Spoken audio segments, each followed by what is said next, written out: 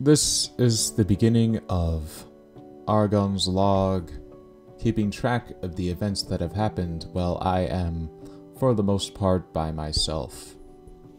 With Kirsa always out, and Carson currently, captured. Since the raid on my stone base, I have done a significant amount of preparation for any farther combatants or threats from Wilhelm and his allies. I have fixed together some combat kits for myself, Carson, and Kirsa, though Carson obviously will never use his, and I hardly see Kirsa these days. She's always out, exploring, gathering. She occasionally brings back resources or blueprints for new structures, likely seized from enemy raids. The view at the top of Kirsa's mansion is quite incredible. I can see where the stone castle used to be, now just nature. And I can almost see my old base as well as Wilhelm's. We've done a lot of dinosaur taming, along with Kirsa's mammoths, which are fewer in number ever since that raid. We've tamed some other things as well as extended the mansion. Added some skylights, and it all seems to be coming together pretty nice. We have just about everything we need in terms of crafting structures and bedrooms. Carson's bedroom is of course empty, as well as Kirsa's. Makes me wonder why they even exist. I'm used to being lonely though, just like I was before I came to the Ark.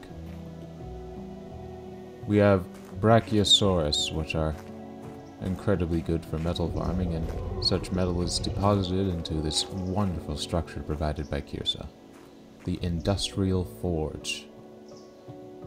It's huge and allows for the smelting of metal in mass quantities. Very useful for base construction, as I will soon find out.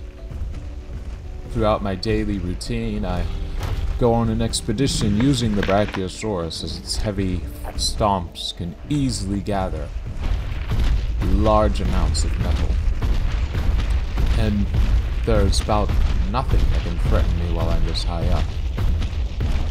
And nothing that would want to threaten something as large as a Brachiosaurus.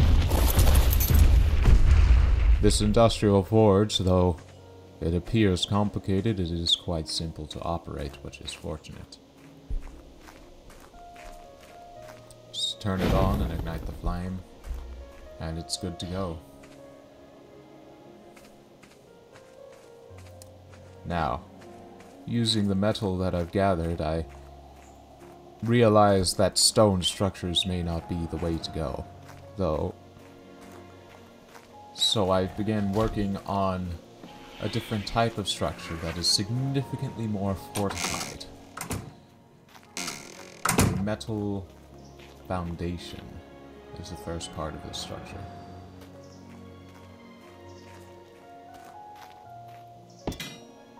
And I will use it to soon construct a base, but I must first scope out the location. I use the Argent Davis to fly around. It's my #1 flyer. It's very slow, but definitely faster than walking. I guess it is pretty fast, but it feels slow. Fly to a vantage point and survey the land for a potential spot to build a base. Entirely out of metal, I am planning. It will be well defended. Perhaps the plateau right there. But I don't want to be as exposed as I was before. So I learned to build inside of a cave. This base I deem the turtle. Mostly due to its shape, like a turtle shell. Entirely constructed of metal, it is extremely well fortified, and as well as this, I obtained myself an ice wyvern to combat Wilhelm's fire. I could not find the fire ones myself, but I did find the ice wyverns up here in the north. Their breath, though likely not as powerful as the fire breath of Wilhelm's fire wyvern, it can slow down my foes, and it does still hurt quite a bit. Used in conjunction with the wyvern's bite, this beast is quite devastating just about anything. I'm able to pulverize any of my crucial foes. With the freezing breath, I can simply outrun my enemies if I need to, though I doubt I ever will with how strong this beast is. I will likely be taming more, so as to provide for Carson and Kirsa. But I don't want an army on my hands. That would be difficult to manage.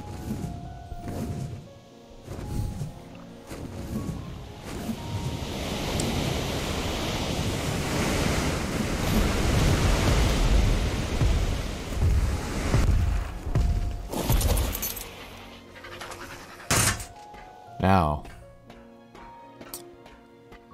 I have managed to craft up myself a nice pair of scuba gear. This will allow for underwater exploration, especially in the deep underwater pits of my base. I've tamed a small megalodon from the rivers on the surface to help me explore, but I was not expecting to find what I did in this vast underwater biome, to say the least.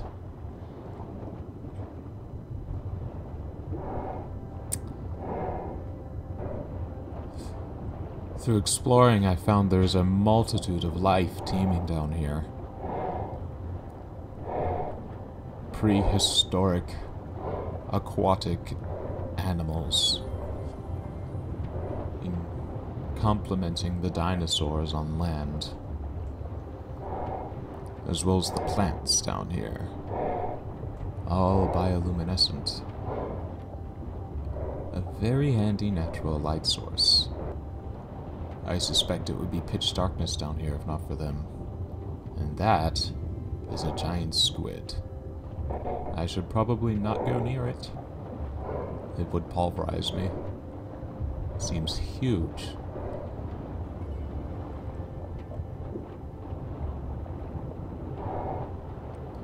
Down here, some aggressive looking fish, so I'll stay up. Need to be very cautious down here. This would be a horrible place to die. And that is a very strange looking shark. Doesn't seem as threatening though. The one I'm riding is definitely beefier than it is, and it seems to be friendly. I guess I don't seem like prey to it. Ichthyosaurus. Oh, this megalodon wants to challenge me. My megalodon was the stronger one. What are these glowing black things on the sea floor? They're like pearls, but black.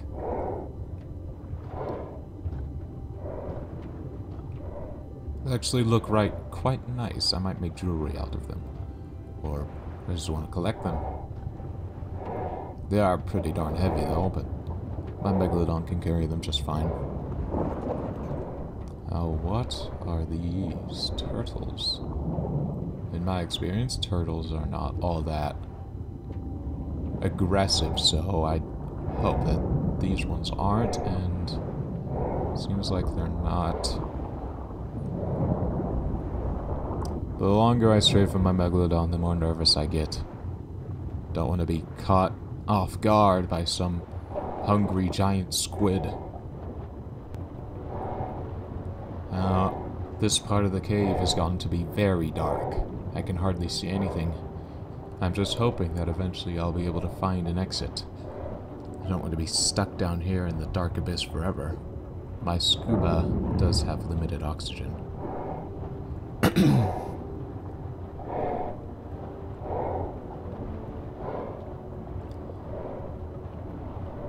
My mind drifts in the darkness and the abyss. I trip. These giant clams just mesmerize me. I need to leave this area. I must focus. Concentrate on leaving. Okay. Alright.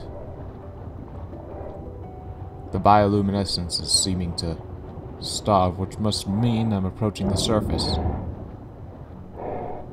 Yes, this is a wall, which could only mean a cave entrance up top. Possibly. Yes, I'm correct. Oh my. Why, this is right next to where I used to live, before Wilhelm raided me and Carson off the beach. You should make haste here and be stealthy in the dark. My Megalodon is quick enough to avoid any attacks, and I doubt Wilhelm has any underwater beasts as of now. But I managed to find this strange giant house. Oh, not a house necessarily, perhaps a community gathering center? I don't think anyone would live with this. So it must be like a house for 20 people. And the door's unlocked. Open to the public. Oh, this is not a house. This is... Why, this is obviously a shop. Shop selling dinosaurs and maybe items too. I just need to find the shopkeep.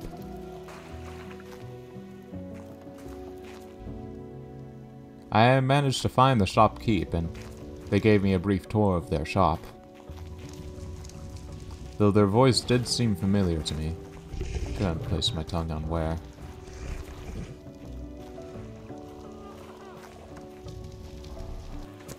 I made a deal with them, for they would see my Megalodon, and perhaps I could procure one of their Acrocanthosaurus in trade. As I do intend on taming something a bit bigger than this Megalodon in the near future. And they liked it, and they told me to come back in a couple of days. But before I left, I did want to make sure the Acrocanthosaurus was up to the quality which I would trade the Megalodon for.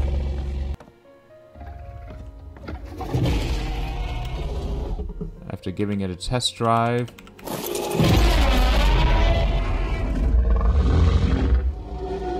it seemed more than good enough for my taste. And in the daylight, it seems that I'll have to go back in the cave whence I came. And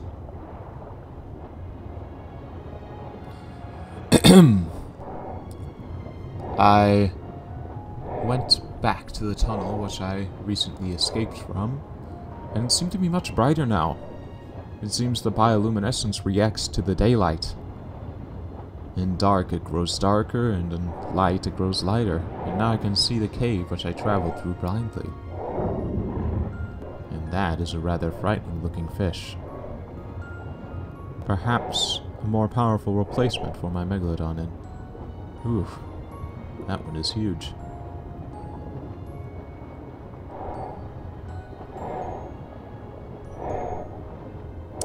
Upon swimming through here, I found a multitude of life in this tunnel, along with more of those aggressive fish, but these ones seem to have more bioluminescence.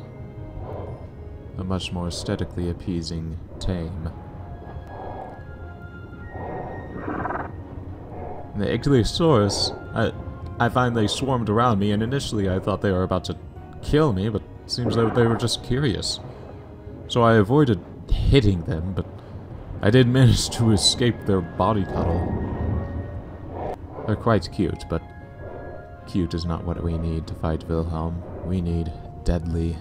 And so I went after the giant squid, the Tusioteuthis vampirus. And I managed to tame it. Or at least I thought I had. At least it's definitely treating me much friendlier than it did before. I was able to give it commands, which confirmed to me that I had indeed tamed it. Though I will not reveal the method that I used to tame it, just in case this research log is found by my enemies. This is a beast I do not want falling into the wrong hands, assuming mine aren't the wrong ones. The sheer power of this single creature alone. It's able to devastate anything that comes across its path. There's not a single other creature in the ocean that I've found yet that can combat this beast. I deposited it back at my little cove, and then I went back down into the abyss, though I was more familiar this time with the waters. I knew where to travel and where to find what I needed, and I found this glowing aggressive fish, which I managed to tame up quite nicely, though it was an extremely difficult beast to tame. It was dodging all of the shots from my tranquilizing arrows. I probably shouldn't reveal anymore, and how I did eventually tame it. This beast is much faster than the Megalodon, and possibly much more powerful. I found it's able to grab smaller creatures, and even people, though don't ask me how I know that. And soon I would tame an army of these. With enough of these fish swarming around Wilhelm, there was no hope for escape. They're like giant piranhas. And then I gazed upon my lone Tusioteuthis, and I decided to tame even more of them. My fish army has grown.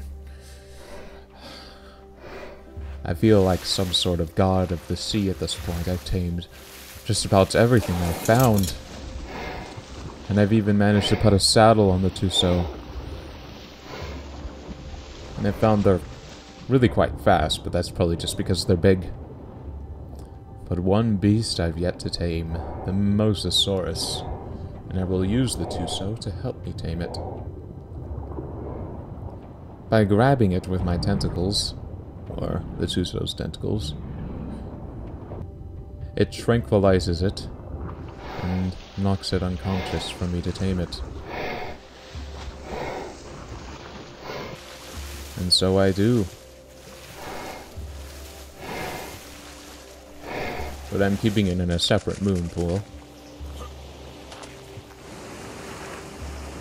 I've also tamed this strange spider. Or I didn't necessarily. Kirsa brought it over, I believe, along with a lot of birds.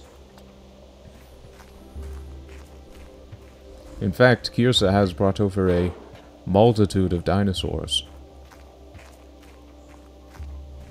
Wolves, Carnotaurus. She does seem to be particularly fond of the Carnotaurus. Not sure for what reason. The Amargasaurus, too. Quite ugly dinosaurs, in my personal opinion.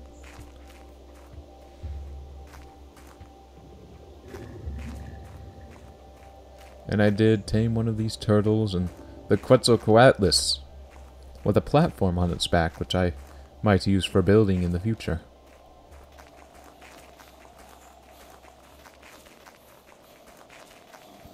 And these Mosasaurus, Speaking of platforms on backs, I built an entire house on the back of one of them. Here's my garden. And my pig for fertilizer. But this house that I've built on top of the Mosasaurus, I have some beds and boxes with scuba for emergencies. It used to have lights, but the generator ran out of power. I'll probably have to put some more gas in it. I have another Mosa to breed with it. And some turrets up on my base. To fire at Wilhelm if he comes near. This jellyfish, almost as mesmerizing as the giant clams I found earlier. Best not to look at it for too long.